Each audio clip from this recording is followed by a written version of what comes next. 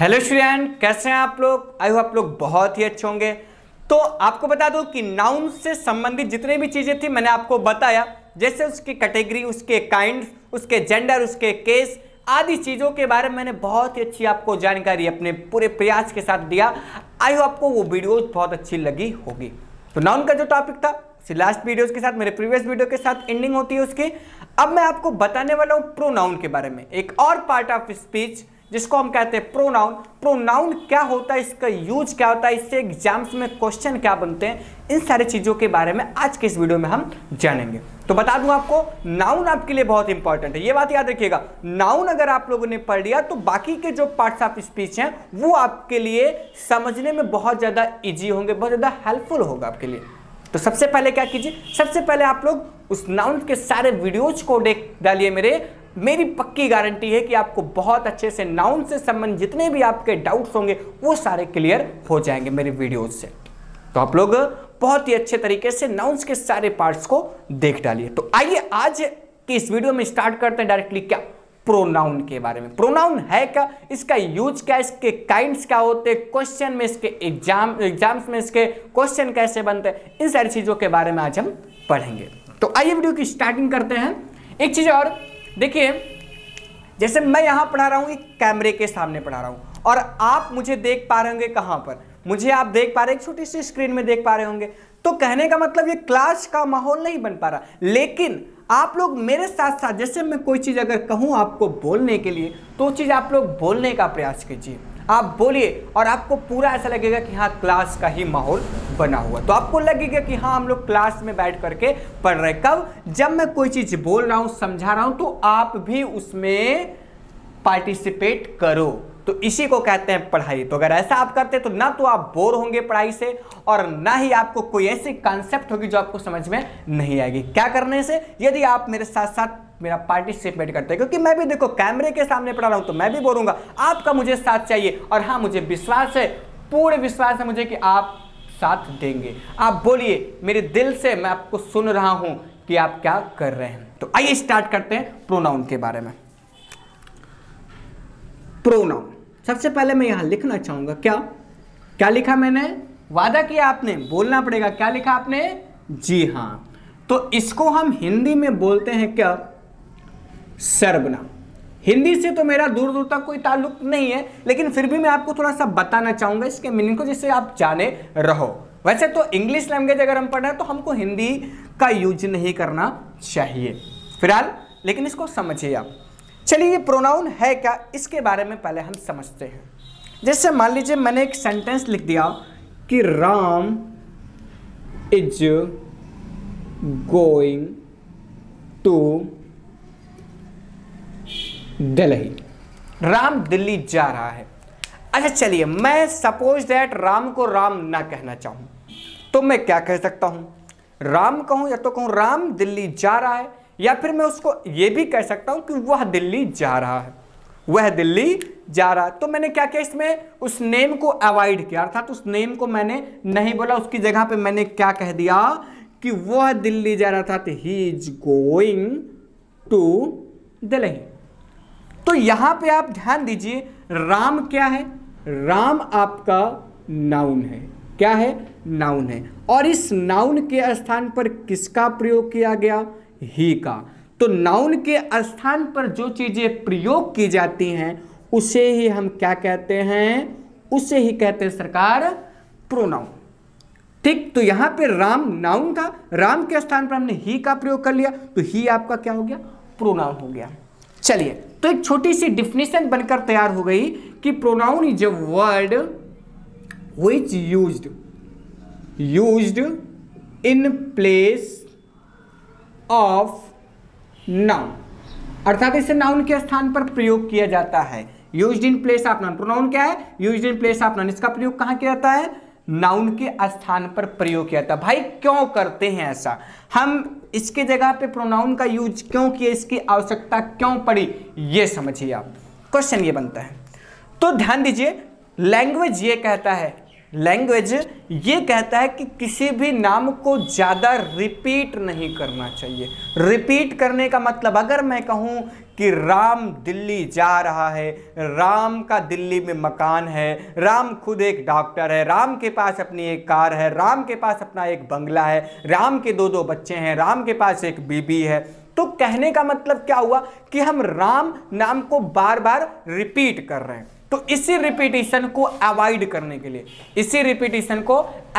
करने के लिए प्रोनाउन का यूज किया गया। तो आई होप आप लोग बहुत अच्छे से समझ गए होंगे कि प्रोनाउन की आवश्यकता क्यों पड़ी। जी हां, प्रोनाउन की आवश्यकता क्यों पड़ी? प्रोनाउन की आवश्यकता नाउन के रिपीटिशन को रोकने के लिए, अर्थात to avoid the nouns repetition. तो आइए इसको हम लिखते हैं। तो पूरा डिफिनेशन क्या हुआ इसका कि pronoun is a word which used in place of noun. आगे क्या? टू अवॉइड, टू क्या लिखेंगे? टू अवॉइड इट्स रिपीटिशन, अर्थात नाउन के रिपीटिशन को, अर्थात जो हम बार बार राम बोल रहे थे, इस राम के नाम को जो बार बार ये जो रिपीट हो रहा है, इस रिपीटिशन को रोकने के लिए ही किसका यूज किया गया? प्रोनाउन का यूज। अब हम ऐसा कह सकते हैं कि राम दिल्ली जा रहा है, उसका दिल्ली में मकान है, उसके दो पत्नियां हैं, उसकी एक पत्नी है, उसके दो बच्चे हैं, उसके पास एक बंगला है, उसके पास एक गाड़ी है। अर्थात क्या, हम राम के नाम के स्थान पर बार बार किसका प्रयोग किए? ही का यूज किए, ही का प्रयोग किए। तो ही आपका क्या हो गया? प्रोनाउन। तो टोटल डिफिनेशन इसके क्या हुई कि pronoun is a word which used in place of noun to avoid its repetition, अर्थात नाउन के रिपीटिशन को रोकने के लिए, नाउन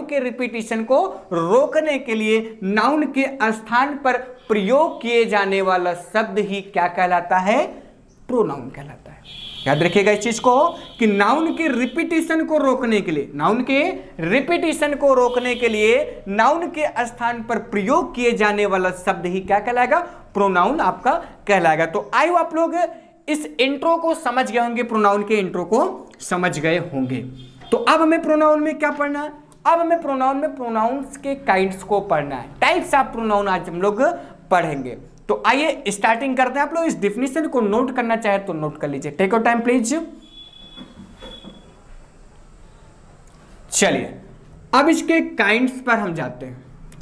देखिए, इंग्लिश लैंग्वेज में जिसका जैसा नाम उसका वैसा काम। आइए, ये मैंने क्यों कहा इसको हम समझते हैं। जैसे मैं बात करूं किसके? काइंड्स ऑफ प्रोनाउन कितने प्रकार के होते हैं? चलिए एक एक करके हम समझते हैं। पहला जो आपका होता है, पहला आपका होता है पर्सनल प्रोनाउन। अब ये पर्सनल प्रोनाउन क्या है? पहले मैं क्वेश्चन ये करूंगा कि ये जो पर्सनल है ये किससे मिलकर बना हुआ है? जी हां, आप कहेंगे किससे? पर्सन। अभी मैंने एक बात कही थी क्या कि जिसका जैसा नाम उसका वैसा काम। ये पर्सन से बना हुआ है तो इसका मतलब ये रिलेटेड किससे है? ये वर्क किसके लिए करेगा? ये केवल और केवल किसके लिए वर्क करेगा? पर्सन के लिए ही वर्क करेगा। जिसका जैसा नाम उसका वैसा काम। तो ये पर्सनल है, पर्सनल प्रोनाउन है, पर्सन से बना हुआ है तो ये पर्सन के लिए ही वर्क करेगा। अर्थात ये किससे रिलेटेड है? ये आपका पर्सन से रिलेटेड है। जो आपके पर्सनल प्रोनाउन है वो किससे रिलेटेड है? पर्सन से रिलेटेड है। तो आइए मैं इसको लिखना चाहूंगा। तो हम क्या लिखेंगे इसे? हम इसको लिखेंगे क्या?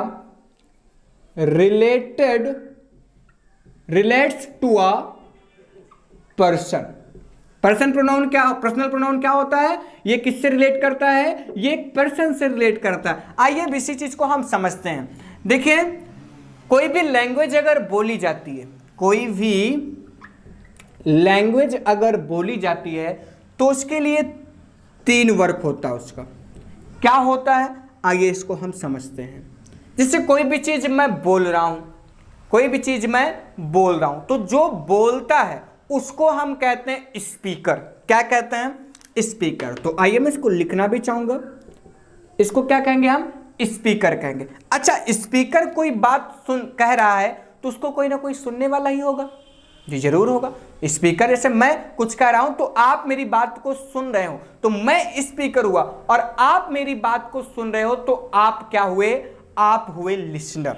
तो दूसरी कैटेगरी क्या निकल के आई? लिसनर की।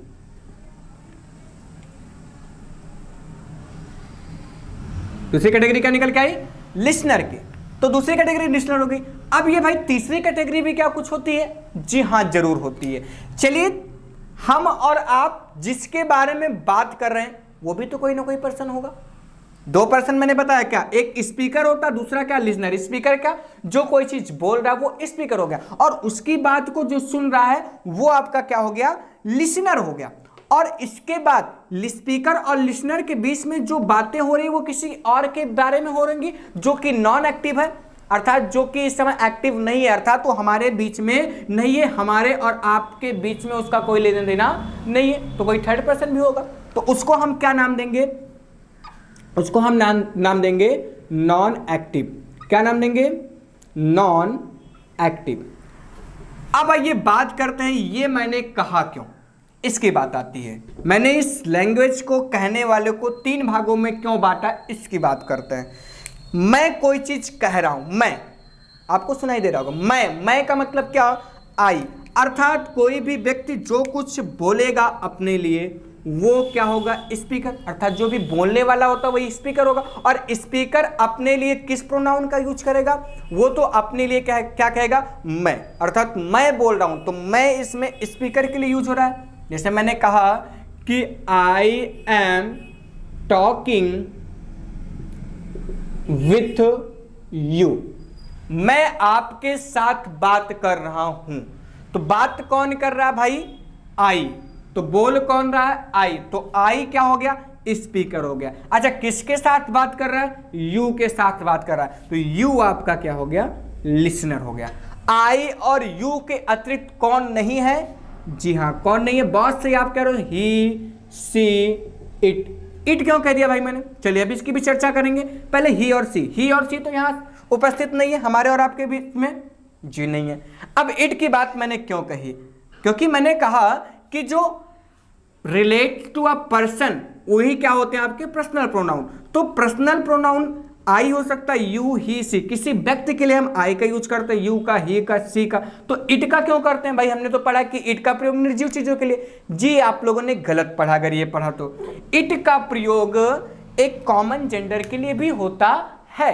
जैसे कोई छोटा सा बेबी है, अब उसका जेंडर सर्टिफाइड नहीं है कि वो मेल है और फीमेल है, तो उस समय उसको हम क्या कहते हैं? इट कहते हैं। ठीक, तो यहां पे इट भी किसको डिनोट्स करेगा? ये भी एक पर्सन को डिनोट करेगा। तो ये भी आपका किसके अंतर्गत आएगा? पर्सनल प्रोनाउन के अंतर्गत आएगा। अब आइए इन्हीं चीजों का हम प्लूरल बनाते हैं।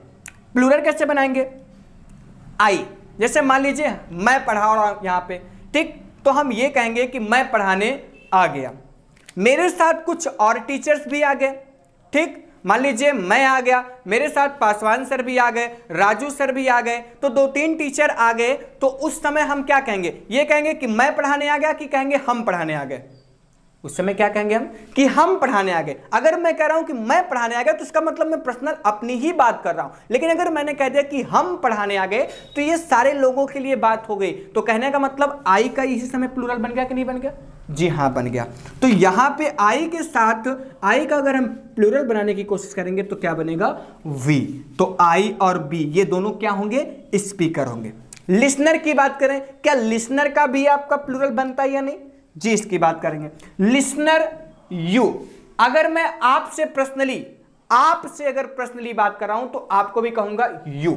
लेकिन मैं क्लास में हूं और क्लास में सब लोग हैं, तब भी मैं क्या कहूंगा? यू ही कहूंगा। तो कहने का मतलब क्या हुआ कि लिसनर क्या होगा? लिसनर का सिंगुलर भी यू होगा और प्लूरल भी यू ही होगा। ठीक, तो आयो आपको ये बात समझ में आ गई होगी। अब आगे हम बात करते हैं ही, सी, इट का भी क्या प्लूरल हो सकता है? जी हाँ, हो सकता है। जैसे मान लीजिए वह आ गया, तो वह आ गया तो ही प्रयोग होगा। लेकिन वह के साथ साथ और ढेर सारे लोग आ गए तो क्या होगा उस समय? उस समय इसका प्लूरल क्या बनेगा? जी हाँ, बहुत सही आप लोगों ने सोचा, क्या? दे। तो ही का भी प्लूरल क्या बनेगा? दे। सी का भी क्या बनेगा? दे। इट का भी क्या बनेगा? दे। तो आइए इसकी काउंटिंग करते हैं। 1 2 3 4 5 6 7। तो कुल मिलाकर के लैंग्वेज के अंतर्गत बात करने वाले लोगों की संख्या कुल कितनी हो गई? 7 हो गई। और यही 7 आपके क्या हैं? पर्सनल प्रोनाउन हैं। तो याद रखिएगा, स्पीकर को हम नाम देते हैं एक और, जिसको हम कहते हैं फर्स्ट पर्सन, क्या कहते हैं, फर्स्ट पर्सन, अर्थात जो बोलने वाला होता है। लिसनर को हम नाम देते हैं क्या, सेकंड पर्सन, अर्थात जो कि सुनने वाला होता है। और नॉन एक्टिव व्यक्ति जो फर्स्ट और सेकंड के बीच में उपस्थित नहीं है, उसे हम नाम देते हैं क्या, उसे हम नाम देंगे थर्ड पर्सन। तो कहने का मतलब क्या हुआ, कहने का मतलब कुल मिलाकर के ये हुआ कि जो पर्सनल प्रोनाउन है उनको हम 3 भागों में बांट सकते हैं। क्या क्या, first person, second person, third person. First person में कौन आएगा, अर्थात जो स्पीकर होगा उसे हम क्या कहेंगे, फर्स्ट पर्सन कहेंगे। जो लिसनर होगा उसे हम क्या कहेंगे, सेकंड पर्सन कहेंगे। और जो आपका नॉन एक्टिव व्यक्ति होगा, अर्थात नॉन एक्टिव पर्सन जो होगा, उसे हम क्या कहेंगे, थर्ड पर्सन। नॉन एक्टिव का मतलब क्या, जो कि फर्स्ट और सेकंड के बीच में प्रेजेंट ना हो, अर्थात फर्स्ट सेकंड के बीच में उपस्थित ना हो, वो आपका क्या कहलाएगा, नॉन एक्टिव। अब हम जानेंगे क्या पर्सनल प्रोनाउन इसी पर इंड होता है, जी नहीं। अभी इसके बहुत सारे कॉन्सेप्ट हैं, एक एक करके मैं बताऊंगा। तब तक आपका काम क्या है भाई, क्या करोगे आप लोग, कॉपी कीजिए। आप लोग इसको कॉपी कर लीजिए, लिख लीजिए, इसको नोट डाउन कर लीजिए। Take your time please.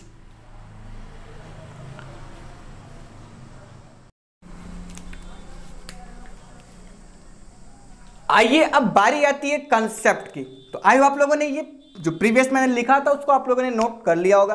तो आइए अब हम समझते हैं अगले कंसेप्ट की ओर। उससे पहले मैं कुछ चीजें आपको बताना चाहूंगा। अभी हमने क्या पढ़ा कि 7 प्रकार के होते हैं क्या, पर्सनल प्रोनाउन। पर्सनल प्रोनाउन को कितने होते हैं, 7 प्रकार के, जिनको कितने कैटेगरी में बांटा गया है, जी हाँ 3 कैटेगरी में।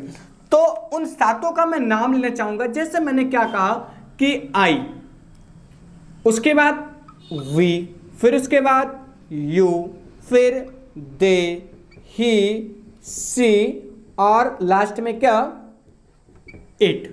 तो ये 7 प्रकार के, नंबरिंग कर देता हूं, 1 2 3 4 5 6 और 7।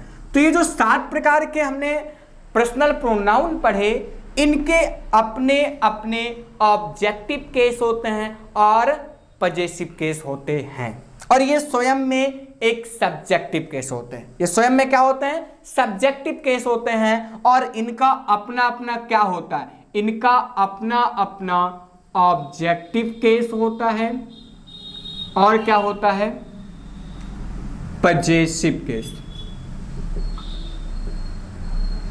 आइए अब इसके बारे में हम समझते हैं। जैसे आई हुआ, तो आई का ऑब्जेक्टिव केस क्या होता है, आइए इसको हम समझते हैं। तो आई का ऑब्जेक्टिव केस होता है क्या, मी, और आई का पजेसिव केस होता है क्या, माई।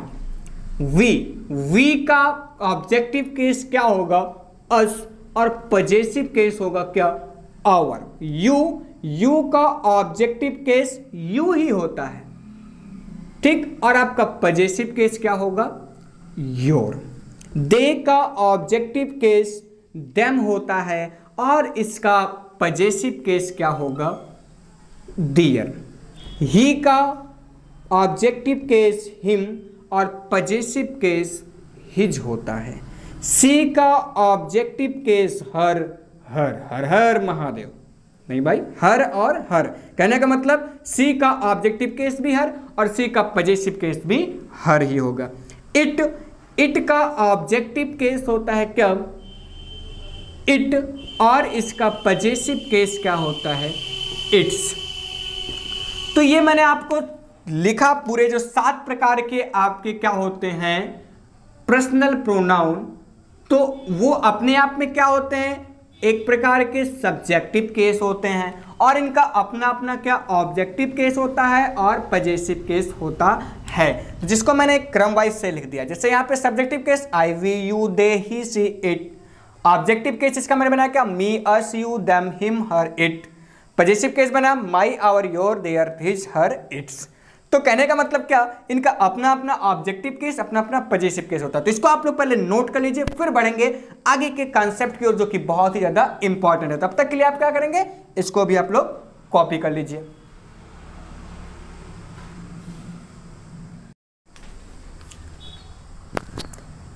तो आइए एक एक करके मिलते हैं इंपॉर्टेंट कॉन्सेप्ट से, जो कि आपके लिए बहुत ही ज्यादा है क्या इंपॉर्टेंट। तो आइए सबसे पहले हम मिलते हैं कॉन्सेप्ट फर्स्ट से। ठीक, कॉन्सेप्ट एक से मिलेंगे, जिसको मैंने नाम दे दिया क्या, वर्ब कॉन्सेप्ट। अब ये वर्ब कॉन्सेप्ट है क्या, इसके बारे में समझते हैं हम लोग। देखिए, वर्ब कॉन्सेप्ट के अंतर्गत ये रूल होता है कि वर्ब के पहले, हमेशा वर्ब के पहले हम यूज करते हैं क्या, सब्जेक्टिव केस, और वर्ब के बाद हम हमेशा, कंडीशन चाहे जो हो, याद रखिएगा कि वर्ब के पहले सब्जेक्टिव केस और वर्ब के बाद क्या, ऑब्जेक्टिव केस। वर्ब से पहले क्या, सब्जेक्टिव केस, वर्ब के बाद क्या, ऑब्जेक्टिव केस। तो आइए मिलते हैं इससे क्वेश्चन कैसे बनते हैं। जैसे अगर मैं कहूं कि मी गो टू स्कूल, क्या ये सेंटेंस सही होगा, अभी जानेंगे इसको। दूसरा सेंटेंस अगर मैं ये कहूं कि मी वांट टू हेल्प सी, तो क्या ये कहना सही होगा, अभी इसको भी जानेंगे। तीसरा हम कहें तो गिव आई या फिर मी अ बुक। आगे हम बात करें आई विल, आगे सेंटेंस हम बना सकते हैं help she and he, I will help she and he. Last sentence में लिखना चाहूंगा, लास्ट में क्या लिखूंगा कि लेट, या ऐसा लिख सकते हैं कि you should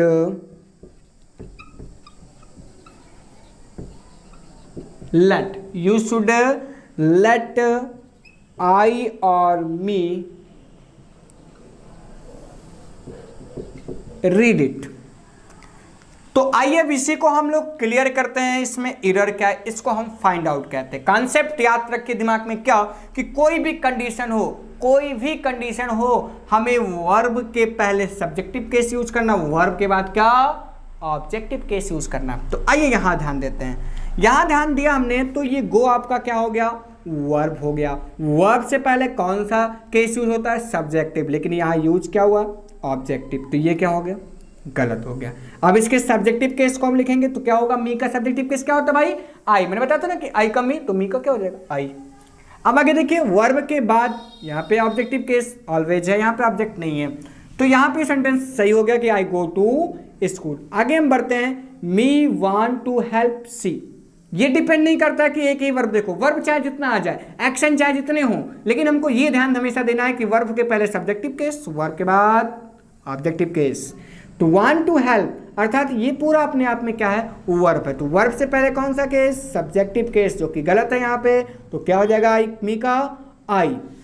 want to help सी होगा या हर होगा, जी हाँ हर होगा। क्यों, क्योंकि हेल्पिंग वर्ब या मेन वर्ब कोई भी वर्ब हो तो वर्ब से वर्ब के बाद कौन सा केस, ऑब्जेक्टिव केस, इसलिए यहाँ पे हो जाएगा क्या, हर। तो I want to help her, it not correct सी।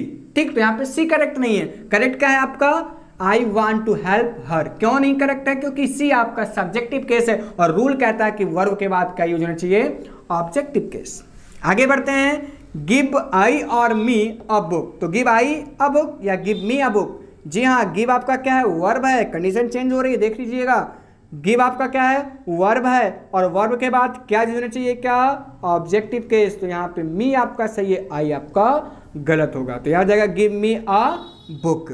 आगे बढ़ते हैं, I will help she and he. तो हेल्प क्या है आपका अपने आप में, वर्ब है, वर्ब के बाद क्या हो जाएगा, ऑब्जेक्टिव केस। सी क्या है भाई, सब्जेक्टिव केस से क्या कहना ये सही होगा, जी नहीं। तो इसलिए यहाँ पे सी और ही दोनों ही नहीं रहेगा। क्यों, क्योंकि इसके बाद क्या ही होता है, इसके बाद ऑब्जेक्टिव। तो सी का ऑब्जेक्टिव क्या हो जाएगा, हर, और हिम का क्या हो जाएगा, ही का क्या हो जाएगा, हिम। तो आई will help her and him.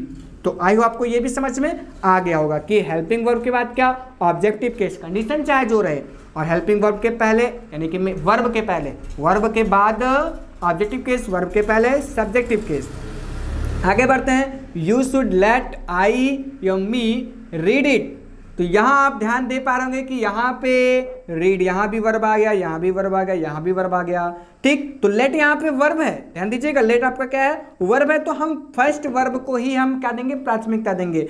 अगर यहाँ पे वर्ब है तो ये लेट वर्ब है, तो यहाँ इसके बाद क्या होना चाहिए, ऑब्जेक्टिव केस होना चाहिए, इसलिए यहाँ पे क्या सही होगा, मी सही होगा।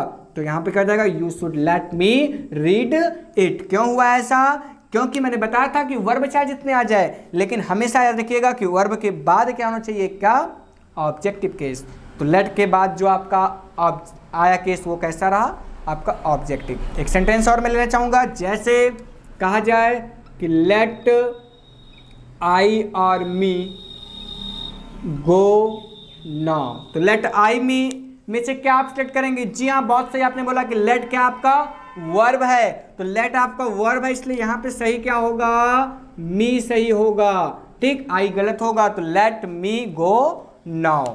तो याद रखिएगा कभी भी लेट आपका वर्ब होता है, याद रखिएगा। तो लेट कहने का मतलब कोई भी वर्ब होगा तो वर्ब के बाद ऑब्जेक्टिव केस, वर्ब से पहले सब्जेक्टिव केस। तो इसको याद रखिएगा, इसको आप लोग कॉपी कीजिए। तब तक ले लेते हैं एक छोटा सा ब्रेक, 1 सेकंड का ब्रेक लेते हैं, इसको नोट कीजिए, take your time please.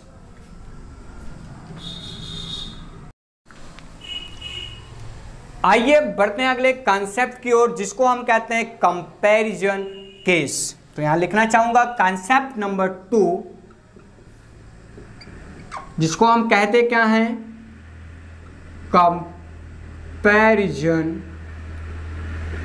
Case. ये होता क्या है, आइए इसके बारे में हम समझते हैं, कंपैरिजन केस के बारे में। चलिए, जैसे मैं कहूं कि ये पेन मुझसे छोटा है, ये पेन मुझसे छोटा है, ऐसा मैं कहूं तो क्या मैं सही कंपैरिजन कर रहा हूं। दूसरा एग्जांपल लेता हूं, कोई आकर के मुझसे कहा, बे तू तो चीते से भी बहुत कम तेज दौड़ता है। तो क्या एक पर्सन की, एक व्यक्ति की तुलना एक जानवर से हो सकती है? एक सजीव चीज की तुलना इससे एक निर्जीव चीज से की जा सकती है? जी नहीं। कहने का मतलब क्या हुआ कि हम पर्सन का कंपैरिजन पर्सन से करेंगे, एक थिंग्स की कंपैरिजन थिंग्स से करेंगे, और एक एनिमल की कंपैरिजन एक एनिमल से करेंगे। इस चीज को याद रखिएगा। हमेशा लैंग्वेज ये कहता है कि जो तुलना होनी चाहिए, जो कंपैरिजन होना चाहिए, वो इक्वल होना चाहिए, अर्थात इक्वलिटी में होना चाहिए, एक समानता में होना चाहिए। अर्थात पर्सन की तुलना पर्सन से, थिंग्स की थिंग्स से, एनिमल की एनिमल से। उसी तरह से सब्जेक्ट की तुलना सब्जेक्ट से, ऑब्जेक्ट की तुलना ऑब्जेक्ट से। तो इसको आप लोग याद रखिएगा। कॉन्सेप्ट क्या निकल कर आया कि हम सब्जेक्ट की तुलना किसकी, सब्जेक्ट की तुलना किससे करेंगे, हम सब्जेक्ट से ही करेंगे। सब्जेक्ट की तुलना ऑब्जेक्ट से नहीं हो सकती, या ऑब्जेक्ट की तुलना सब्जेक्ट से नहीं हो सकती। सब्जेक्ट की तुलना किससे होगी, सब्जेक्ट से। ऑब्जेक्ट की तुलना किससे होगी, ऑब्जेक्ट से होगी। तो case first, comparison case first में हम तुलना करेंगे कितने लोगों की, 2 पर्सन, अर्थात 2 व्यक्तियों की तुलना करेंगे। जैसे मैं कुछ सेंटेंस यहां लिखना चाहूंगा आपको समझाने के लिए। जैसे अगर मैं लिखूं कि he is taller than I या फिर me, he is taller than I या he is taller than me. तो इस दोनों में क्या सही होगा, आई या मी, या फिर दोनों नहीं, आप सोचकर बताएंगे। मैंने क्या कहा कि सब्जेक्ट की तुलना किससे होगी, सब्जेक्ट से होगी। तो ही आपका क्या है, जी हाँ, बहुत सही पहचाना आपने, ही आपका सब्जेक्टिव केस है। तो सब्जेक्टिव केस की तुलना किससे होगी, सब्जेक्टिव केस से ही तो होगी, ये सब्जेक्ट है। तो यहाँ पे मी आपका क्या, ऑब्जेक्टिव केस है। तो ये क्या होगा भाई, गलत हुआ कि नहीं हुआ, गलत हुआ। तो सेंटेंस सही क्या होगा, he is taller than I, ये आपका से होगा। क्यों, क्योंकि ही की तुलना आई से, कहा जा रहा है कि ही इज टॉलर, अर्थात वो अधिक लंबा है देन आई, अर्थात मुझसे, वह मुझसे अधिक लंबा, अर्थात इन दोनों के बीच में कंपैरिजन हो रहा है। तो ये सब्जेक्ट है, तो ये भी क्या होना चाहिए, सब्जेक्ट ही होना चाहिए, ये ऑब्जेक्ट नहीं होगा। तो याद रखिएगा इस चीज को। अब आप कहोगे कि यहाँ पे क्या, यहाँ पे तो वर्ब है, वर्ब के बाद तो ऑब्जेक्टिव केस, जी नहीं, वर्ब तो है लेकिन वर्ब के बाद क्या कुछ और भी तो यूज हुआ है, ये क्या है, इसकी चर्चा हम बाद में करेंगे। तो इसके बाद हुआ, अर्थात वर्ब के जस्ट बाद नहीं यूज हो रहा, वर्ब के अगर जस्ट बाद हो रहा तब तो वो आपका ऑब्जेक्टिव केस होगा, लेकिन वर्ब के जस्ट बाद ना हो तो आपका ऑब्जेक्टिव केस नहीं होगा। तो कुल मिलाकर के आप याद रखिए कि केस नंबर फर्स्ट में जब टू पर्सन के बीच में कंपेरिजन हो तो सब्जेक्ट की तुलना सब्जेक्ट से, ऑब्जेक्ट की तुलना ऑब्जेक्ट से। एक और एग्जाम्पल लेना चाहूंगा, जैसे कहा जाए कि I am richer than you, I am richer than you. अब यू देखिए, यू थोड़ा सा कंफ्यूज करता है, क्योंकि यू का भी मैंने बताया था आपको ना, यू का सब्जेक्टिव केस भी यू होता है, ऑब्जेक्टिव केस भी यू होता है। तो कहने का मतलब क्या कि हम इसको आवश्यकता अनुसार सब्जेक्ट के रूप में भी लिख सकते हैं, ऑब्जेक्ट के रूप में। तो यहाँ पे ये ऑब्जेक्ट होगा, ऑब्जेक्ट होगा कि सब्जेक्ट, जी आपका क्या होगा, सब्जेक्ट। क्यों, क्योंकि तुलना आपकी किससे हो रही है, आई से, तो आई सब्जेक्ट है तो यू भी क्या होगा, सब्जेक्ट, ये आपका ऑब्जेक्टिव नहीं होगा। अब आप कहोगे कि एक सेंटेंस में दो दो सब्जेक्ट कैसे हो गए, जी हाँ, इसमें दो सब्जेक्ट हैं, सब्जेक्ट नंबर 1, सब्जेक्ट नंबर 2। तो इसमें मेन सब्जेक्ट कौन है, जी जो पहले रहता है, जो हेल्पिंग वर्ब से पहले प्रयोग किया जाएगा वही आपका क्या होगा, मेन सब्जेक्ट होगा। तो यहाँ पे तुलना किसके बीच में हो रही है, आई और यू के बीच में। तो यू आपका क्या हो गया, सब्जेक्ट है कि ऑब्जेक्ट है, जी आपका यू क्या है, सब्जेक्ट है, सब्जेक्ट 2 है और आई क्या है आपका, सब्जेक्ट फर्स्ट। मेन सब्जेक्ट कौन सा है आपका, आई, जो भी क्रियाकलाप होगा इसमें आई के अनुसार ही होगा। अगर इसी यू को हटा करके हम लिखना चाहें क्या, हिम या फिर ही, तो क्या सही होगा, आप मुझे बताएंगे, I am richer than him या फिर I am richer than he. तो आपका सही क्या होगा, ही। क्यों सही होगा, क्योंकि सब्जेक्ट की तुलना सब्जेक्ट से होती है, इसलिए यहाँ पे हिम नहीं रहेगा, क्या सही रहेगा, ही सही रहेगा। तो आई होप ये फर्स्ट केस समझ गए होंगे। आप लोग इसको नोट करना चाहें तो नोट कर ले, टेक योर टाइम प्लीज। आइए अब समझते हैं कि 3 केस में, अर्थात केस 2 में 3 पर्सन में जब कंपेरिजन होता है तो वो कैसे होता है। मैं यहां लिखना चाहूंगा क्या, केस सेकंड, जिसमें कंपेरिजन कितने लोगों के बीच में होता है, 3 पर्सन के बीच में होता है। अब 3 पर्सन के बीच में आप कहोगे कंपेरिजन कैसे होगा, आइए मैं इसको समझाने का प्रयास करता हूं। जैसे अगर कहा जाए कि he likes me, he likes me more than her, more than her, ये सेंटेंस है। दूसरा सेंटेंस क्या लिखना चाहूंगा मैं, ही लाइक्स मी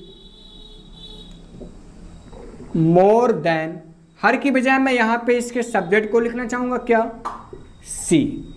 तो क्या ये दोनों सेंटेंस सही हैं या दोनों में पहला गलत है या दूसरा गलत है, कि क्या ये दोनों सेंटेंस ही गलत हैं, आप मुझे इसको कंफर्म करके बताएं। सेंटेंस को ध्यान से देखिए, he likes me more than her, he likes me more than she. तो क्या सेंटेंस ये दोनों सही हैं या दोनों गलत हैं या इसमें से कोई एक सही है।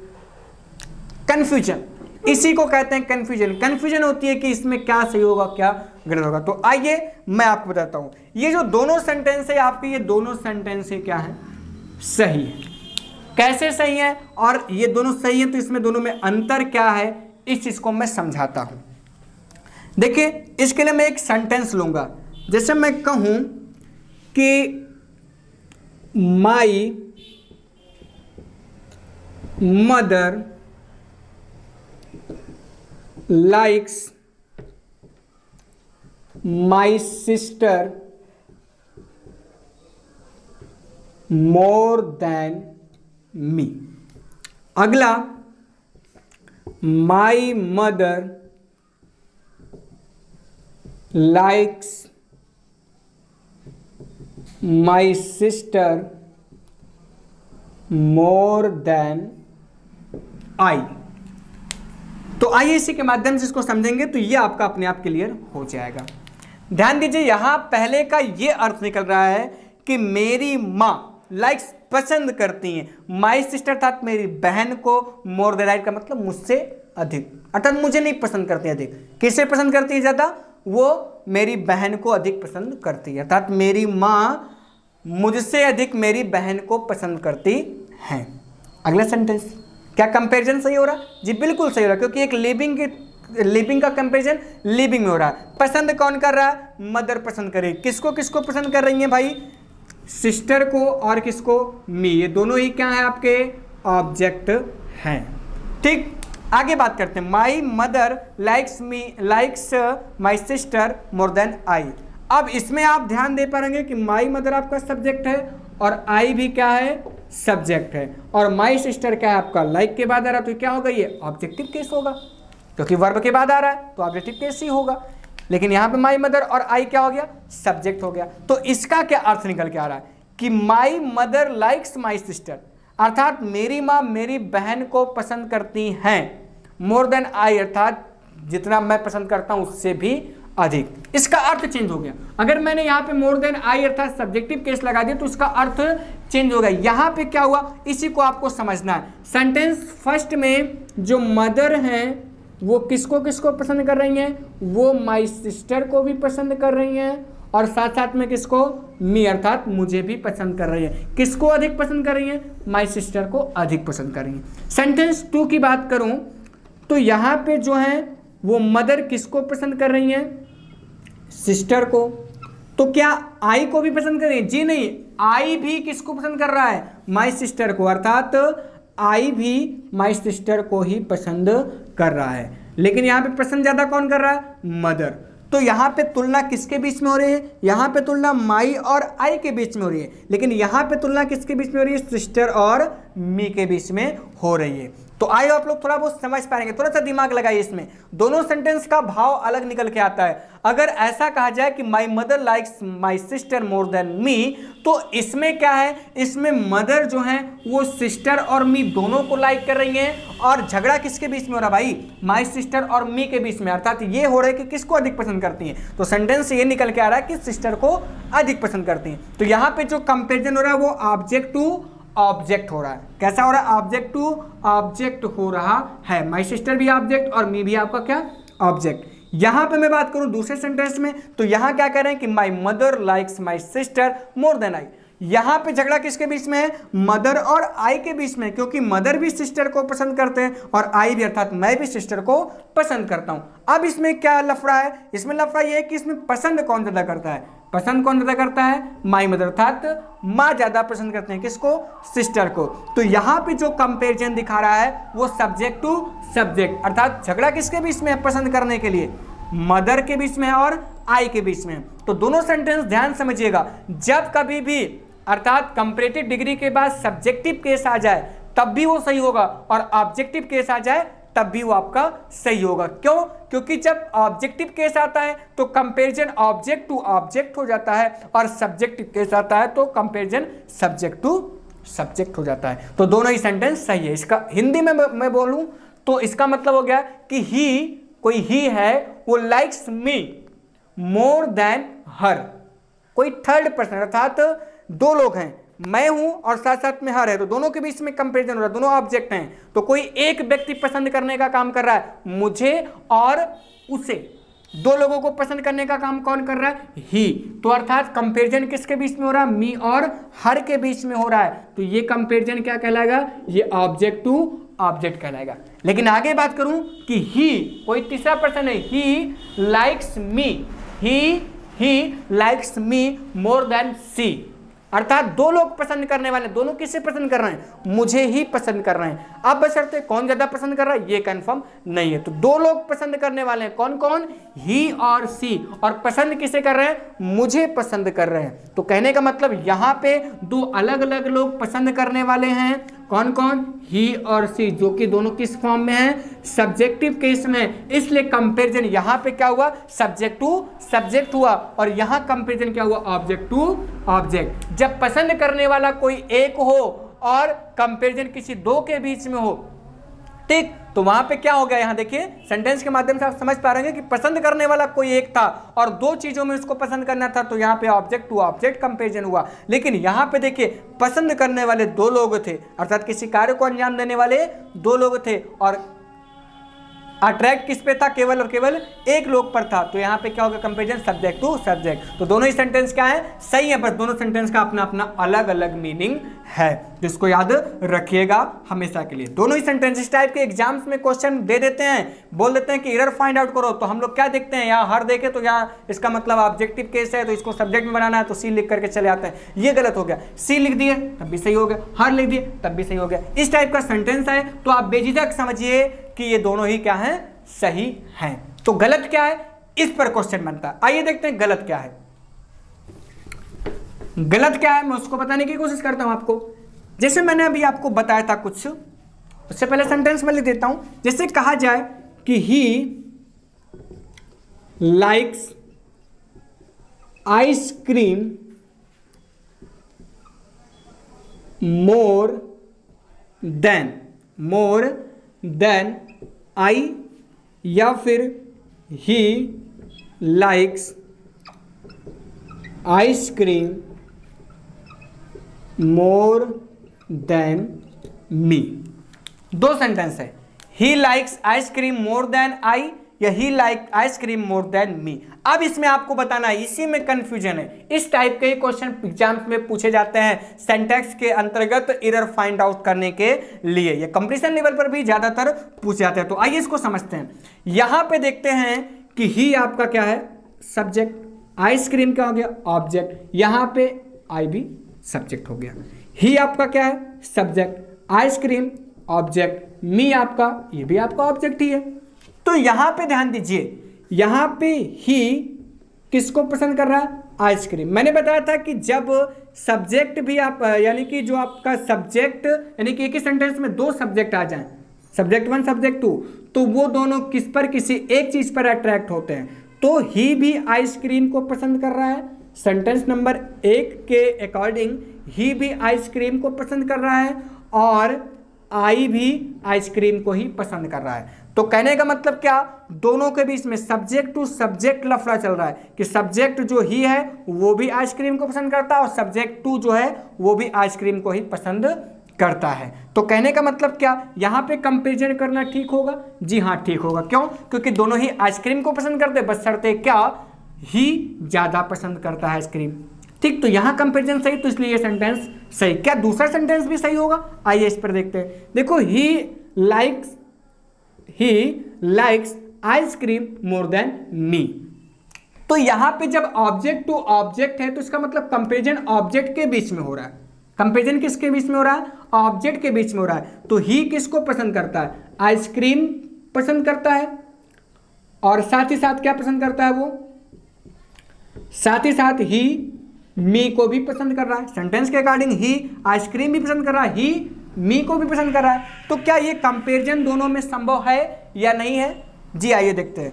आइसक्रीम क्या है, एक नॉन लिविंग है, मी क्या है, लिविंग है। तो एक नॉन लिविंग, मैंने बताया था अभी कि पर्सन को हम कंपेयर करेंगे किससे, पर्सन से, थिंग्स को कंपेयर करेंगे थिंग्स से, और किसी ऑब्जेक्ट होगा, कोई भी एनिमल होगा तो उसको हम एनिमल को एनिमल से करेंगे। लेकिन यहाँ पे आप ध्यान दे देंगे ये थिंग है और थिंग का कंपेरिजन किससे किया जा रहा है, पर्सन से। तो क्या ये कहना गलत होगा कि सही, जी हाँ क्या होगा, गलत होगा। क्यों, क्योंकि एक नॉन लिविंग की कंपेरिजन हम एक लिविंग थिंग से नहीं कर सकते। इसलिए सेंटेंस नंबर 1 आपका सही है और सेंटेंस नंबर 2 आपका क्या है, गलत है। क्यों गलत है, क्योंकि ही आइसक्रीम पसंद कर रहा है और मी, अगर कोई कहे कि मैं तुमसे ज्यादा आइसक्रीम पसंद करता हूं तो क्या वो मी की तुलना किससे कर रहा है, आइसक्रीम से कर रहा है। तो आइसक्रीम तो नॉन लिविंग हो गया और मी क्या हो गया, लिविंग हो गया। तो इसका मतलब क्या, कंपैरिजन गलत हुआ कि नहीं हुआ, जी हाँ गलत हुआ। इसलिए सेंटेंस क्या होगा, सेकंड गलत होगा। तो आई होप आप लोग ये कॉन्सेप्ट बहुत अच्छे से समझ गए होंगे कि जो तुलना होती है वो कैसे होती है। वो कोई सब्जेक्ट होगा तो सब्जेक्ट की तुलना सब्जेक्ट से, ऑब्जेक्ट की तुलना ऑब्जेक्ट से। कैसे, जिस तरह से पर्सन की कंपैरिजन पर्सन से, थिंग्स का थिंग्स से, एनिमल का एनिमल से। तो आइए आप समझ लेते हैं अगला और अंतिम कॉन्सेप्ट क्या होता है। उससे पहले आप लोग इसको नोट कर लीजिए और लेंगे एक छोटा सा 1 सेकंड का ब्रेक। तो आप लोग इसको कॉपी कीजिए, कहीं मत जाइएगा। आइए समझते हैं जो कॉन्सेप्ट मैंने कंपैरिजन का बताया उसी से रिलेटेड कुछ और क्वेश्चन।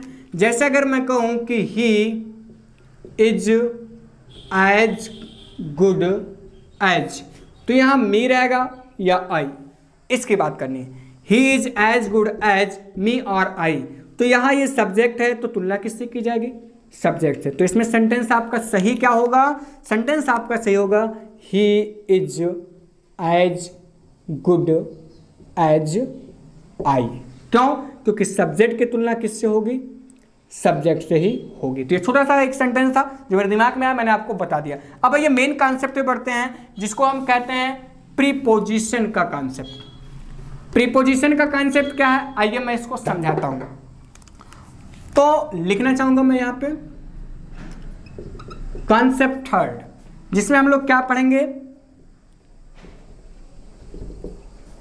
प्रीपोजिशन का कॉन्सेप्ट क्या होता है। आइए इसके बारे में, पहले मैं प्रीपोजिशन के बारे में थोड़ा सा बता देता हूं। जैसे कहा जाए the water in the glass is dirty. The water अर्थात पानी, इन द ग्लास अर्थात गिलास में पानी, इज डर्टी का मतलब गंदा है। तो आप मुझे बताएंगे क्या ग्लास गंदा है कि पानी गंदा है। ग्लास में पानी गंदा है तो पानी गंदा है, ये ग्लास गंदा। जी हाँ, आप कहेंगे क्या, पानी गंदा है। तो भाई ये इन द ग्लास, ये मैंने क्यों फालतू में लगा दिया, ये मैंने इसको एडिशनल अर्थात इसको इसके साथ जोड़ने के लिए बनाया, इसके रिलेशन को बता रहा हूं कि वो पानी गंदा है जो ग्लास में है। सारे पानी नहीं गंदे हैं, मैं ये कह रहा हूं कि जो पानी ग्लास में है वही केवल गंदा है। तो कहने का मतलब प्रीपोजिशन होता क्या है, प्रीपोजिशन किन्हीं भी दो चीजों के बीच में रिलेशन को दिखाता है, अर्थात इसको हम रिलेटिव वर्ड कहते हैं। जैसे मैं कहूं कि pen is on the table, अर्थात पेन कहां पर है, टेबल पर है। पेन तो बहुत सारी चीजें हैं, लेकिन अगर इस पेन की अगर बात करूं, मान लीजिए टेबल है, तो पेन को मैं क्या कहूंगा, पेन किस पर है भाई, टेबल पर है। तो कहने का मतलब दोनों के बीच में क्या रिलेशन दिखा रहा है कि उस पेन की बात हो रही है जो कहां पर है, टेबल पर है। तो प्रीपोजिशन क्या दिखाता है, रिलेशन को दिखाता है। तो प्रीपोजिशन के बाद आने वाला, प्रीपोजिशन के बाद आने वाला जो आपका वर्ड होगा, प्रीपोजिशन के बाद आने वाला जो आपका वर्ड होगा वो आपका सब्जेक्टिव केस होगा या फिर ऑब्जेक्टिव केस होगा। क्वेश्चन ये बनता है।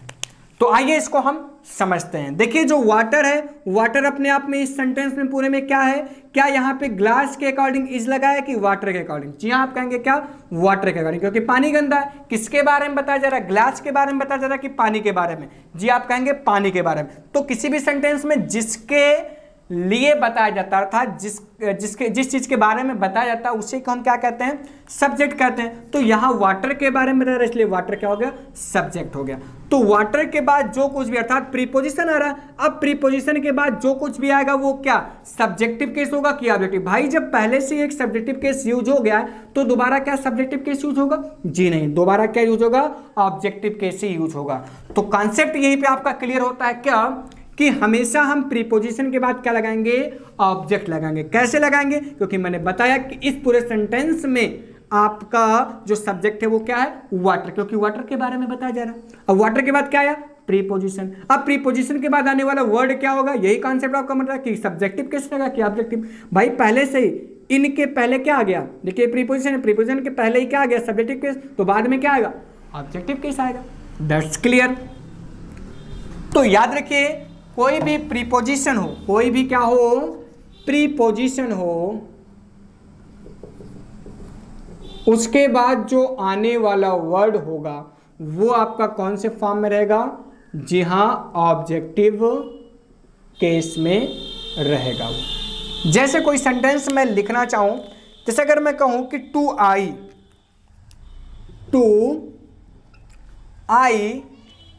the question is easy, to I the question is easy। तो यहां पे टू आई का प्रयोग किया गया, तो यहां पे आई रहेगा या मी। टू क्या है आपका, प्रीपोजिशन है। प्रीपोजिशन के बाद क्या आता है जो वर्ड, वो क्या होगा, ऑब्जेक्टिव केस में होगा। तो इसलिए यहां पे क्या हो जाएगा, to me the question is easy, अर्थात मेरे लिए ये क्वेश्चन आसान है। इसी तरह से और भी question, with she with C the team is happy। तो विथ सी रहेगा या विथ हर रहेगा, तो आप कहेंगे क्या, ये आपका प्रीपोजिशन हुआ, आने वाला वर्ड क्या होगा, ये ऑब्जेक्टिव केस होगा, इसलिए सी को हम बदल देंगे किसमें, हर में। तो हो जाएगा क्या, विथ हर, सी नहीं रहेगा, with her the team is happy. आगे हम बात करेंगे और भी क्वेश्चन की, जैसे कहा जाए कि वेट विन, क्या कहा जाए, between she and me there is no conflict.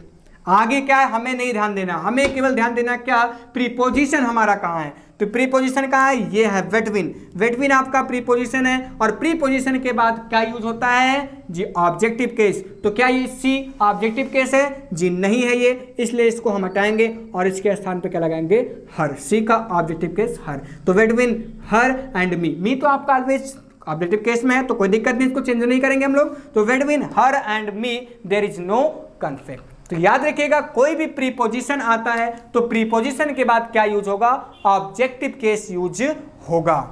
तो आपको मैंने बहुत सारी चीजें बताई, मैंने आपको वर्ब कॉन्सेप्ट बताया, जिसके अंतर्गत मैंने बताया कि वर्ब के पहले सब्जेक्टिव केस, वर्ब के बाद ऑब्जेक्टिव केस। कंपैरिजन केस के अंतर्गत मैंने आपको यह बताया कि कंपैरिजन सब्जेक्ट टू सब्जेक्ट होता है, ऑब्जेक्ट टू ऑब्जेक्ट होता है। मैंने बताया कि एक नॉन लिविंग चीज की कंपैरिजन एक लिविंग से नहीं कर सकते हैं, अर्थात कंपैरिजन इक्वलिटी में होता है, समानता में होता है। तीसरा कॉन्सेप्ट मैंने आपको यह समझाया क्या, कि प्रीपोजिशन के बाद जो आएगा वर्ड वो क्या रहेगा, हमेशा ऑब्जेक्टिव केस रहेगा। जैसे यहाँ पे टू आई या मी, तो to me, with she with her या सी, तो with her, between she and me कि बिटवीन हर एंड मी, तो बिटवीन हर एंड मी। याद रखिएगा, कभी भी प्रीपोजिशन के बाद आने वाला वर्ड क्या होगा, ऑब्जेक्टिव केस होगा। तो आज मैंने आपको बताया पर्सनल प्रोनाउन के बारे में और उसके यूज के बारे में बताया। तो आज के लिए बस इतना ही जो आपके मोस्ट इंपॉर्टेंट कॉन्सेप्ट थे मैंने आपको क्लियर कराया। तो आई होप आपको बहुत अच्छे से ये समझ में आया होगा। इसी तरीके से मैं और ढेर सारे कॉन्सेप्ट आपके लिए लाता रहूंगा, परीक्षा संबंधी जो इंपॉर्टेंट क्वेश्चन बनते हैं उन सारी चीज़ों के लिए मैं आपके बीच में इसी तरह के बहुत सारी चीज़ों को लेकर आता रहूंगा। तो इसके लिए मेरे चैनल के साथ बने रहिए, और वीडियो अच्छी लगी तो वीडियो को लाइक कीजिए, शेयर कीजिए, और कमेंट में मुझे लिखकर बताएं कि वीडियो आपको कैसी लगी। और हाँ, एक चीज़ और कि अभी तक अगर आप लोगों ने मेरे चैनल को सब्सक्राइब नहीं किया है तो कृपया करके चैनल को सब्सक्राइब कीजिए। अंत तक वीडियो के साथ बने रहने के लिए बहुत बहुत धन्यवाद।